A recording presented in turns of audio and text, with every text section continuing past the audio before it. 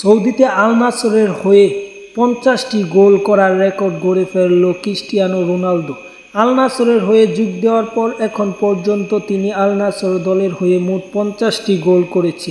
গতরাতে আল রিয়াদের বিপক্ষে সৌদি প্রো লিগে প্রথম ম্যাচে নামে মাঠে ক্রিস্টিয়ানো রোনালদোর আল নাসর এবং পর্তুগালের এই সুপারস্টার ক্রিস্টিয়ানো রোনালদো সেই ম্যাচে 34 মিনিটে গোল করে আল নাসরকে এগিয়ে দেয় এবং এগিয়ে দেওয়ার মাধ্যমে আগে তার 49 গোল ছিল এবং এই ম্যাচটির মাধ্যমে একটি গোল করার মাধ্যমে তিনি 50 গোলের মাইল ফলক স্পর্শ করেন সৌদিতে।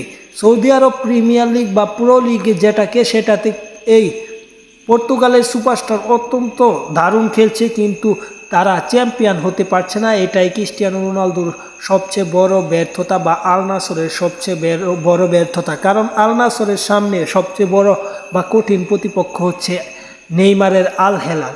যাই হোক, খেলাধুলার আপডেট যদি পেতে চান তাহলে এই চ্যানেল সাবস্ক্রাইব করতে ভুলবেন না। ধন্যবাদ সকলকে, পরবর্তী ভিডিও অবশ্যই দেখবেন।